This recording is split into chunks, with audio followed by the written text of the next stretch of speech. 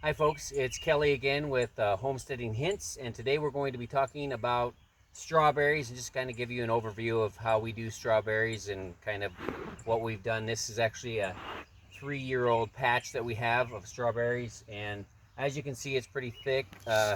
We kept them cut back a little bit the first year, but since then we've gone ahead and kind of let it go, I guess you'd say. After this year, we're going to go ahead and start kind of from scratch again the following year. And you kind of have to do that with strawberries. They can get overgrown pretty quickly, and they use a lot of nutrients up real quick. So we'll have to put down some more compost and stuff like that after this part is done, after we get this year's worth of strawberries. And from then we'll just kind of start over, and we'll end up. We started this whole thing with 50 plants, and this is about a 10 by 10 square, maybe 12 by 12, something like that, square foot area.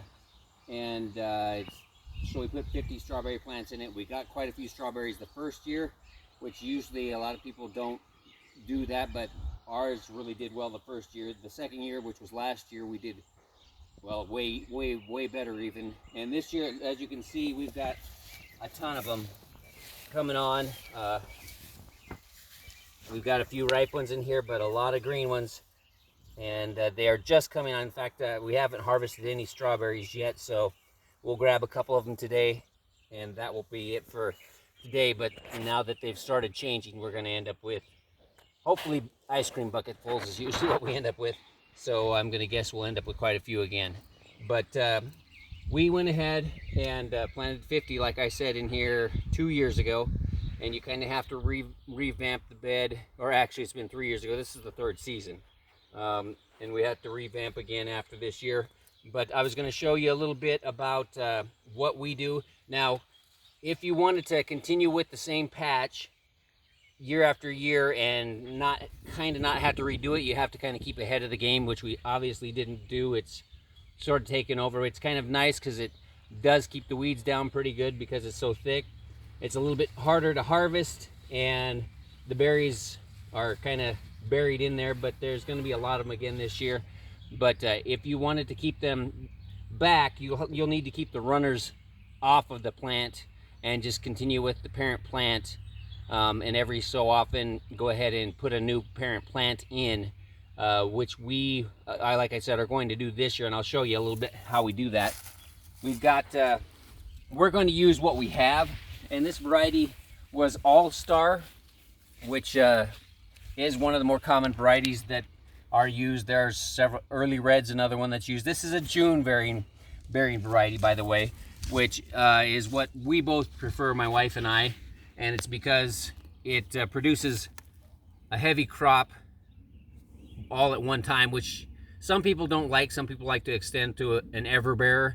But the heavy crop means that you're kind of going out here and you're taking them all off at once, freezing what you want, eating fresh what you want, but you're getting a lot of them at one time. Now, an everbearer is one where you can go out and you can collect, usually from sometime in May till, into August or whatever, but you're going to have to check it continuously, and you're not going to get as many at one time.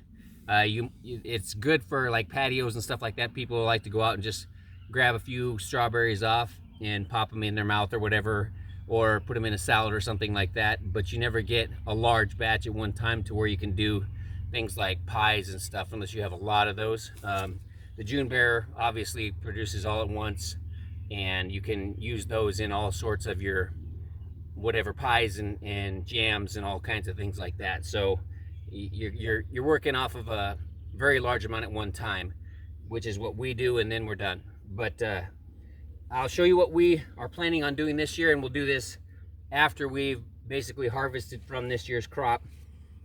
And this is called a runner. Both of these actually are.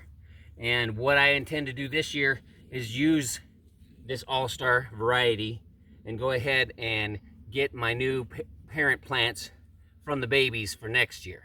Okay, and I've got a pot here that I put with some potting soil in it.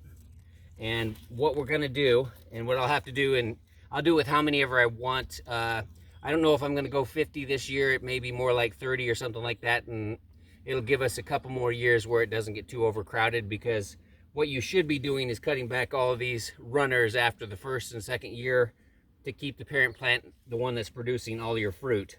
But when the runners can get a hold, they'll go ahead, and you kind of see them right here. There are actually little rootlets on the bottom already, and it's reaching for soil and it wants to go ahead and root out. And what we'll do is take it and we'll set it in here. I'll need to get, I'll get something of a clamp or a strap or something like that, maybe a rubber band, and just kind of bury it a little bit into the soil and just let it sit here. And this one will, once it roots, I'll snip off both sides of it, and this will be one of the parent plants for next year. And we got wasps flying around. But one of the parent plants for next year. And so probably what I'll do is take, say, a rubber band and pull it tight around this to hold it in place. And like I said, once it roots, then I'll snip the next runner off and snip it from the parent plant, and I will have my new plant right there. I would say you give it a couple, 3 weeks to root out, and then you can do that. You can just take these, and I'll probably end up putting them in the shade behind the greenhouse here, something like that, just to let it grow a good root system into the year. We'll probably go ahead and take them and put them underneath a heavy batch of straw come fall. We'll probably leave them in the pots, or we can plant them in this fall, and then again go ahead and mulch them in. Either way, you'll need to mulch them in.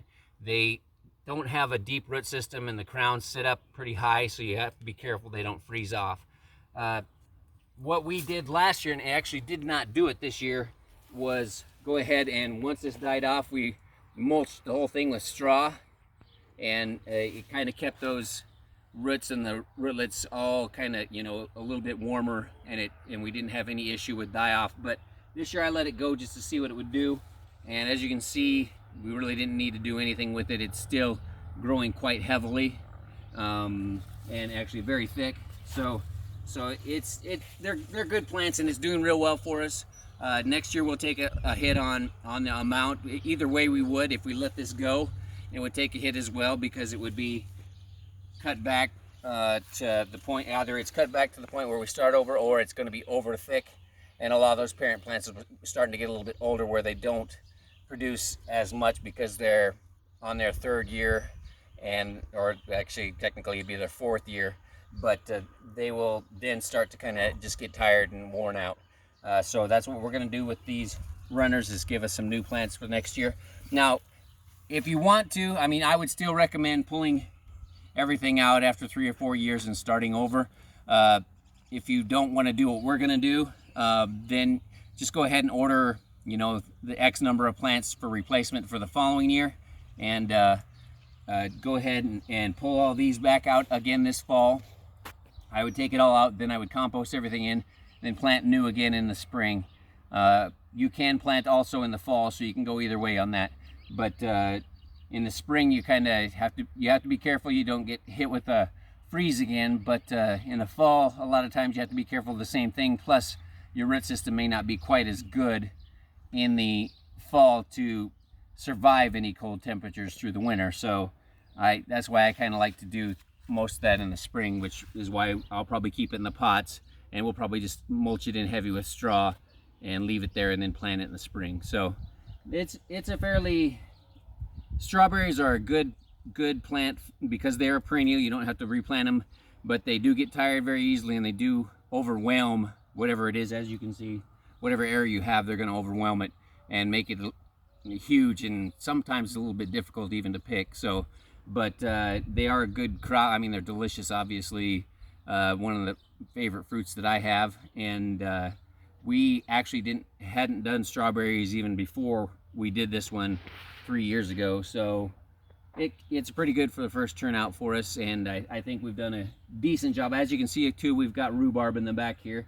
There's rhubarb that was just kind of sitting. We decided to put a few in because we needed a few more rhubarb plants, and they're kind of sitting on the back side of the strawberries, and they do actually really almost too well for us. Rhubarb kind of crazy back here, but they're arguing with the strawberries about who's going to win, and I'm not sure who would win out of the two of these, but they are both taking over the area quite well. So, but that's about it for the strawberries. If you have any other questions, you know, give a call to Ted Lare or send an email or text or whatever. So thanks for watching, and until next week, we'll talk to you later.